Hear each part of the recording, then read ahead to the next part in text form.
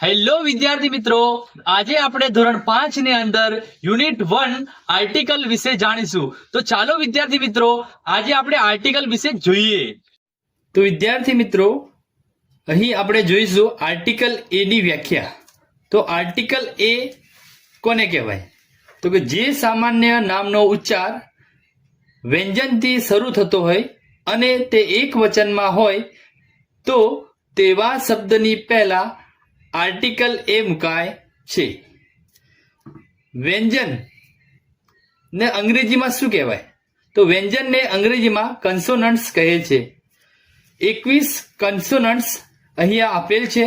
બી, C, D, F, જી, H, જે, કે, L, એમ, N, પી, ક્યુ, R, S, T, વી, W, x, Y અને Z.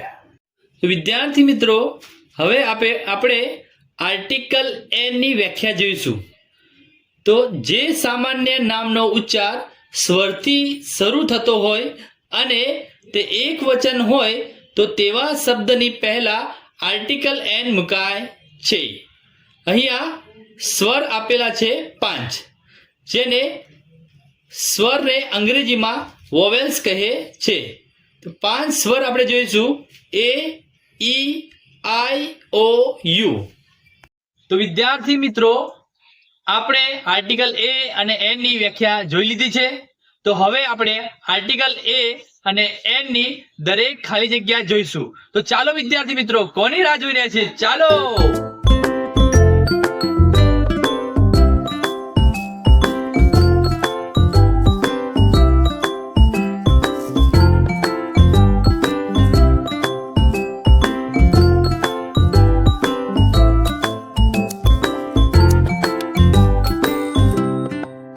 વિદ્યાર્થી મિત્રો, અહીં આર્ટિકલ એ અને આર્ટિકલ એન અહીંયા પૂર્ણ થાય છે. આવા જ વિડીયો જોવા માટે મારી ચેનલને લાઈક કરો, સબસ્ક્રાઇબ કરો અને વધુમાં વધુ લોકો સુધી શેર કરો અને કોમેન્ટ કરી વિડીયોનો અભિપ્રાય આપજો. Thank you for watching new video. હવે આપણે નવા વિડીયો સાથે મળીશું. Bye bye.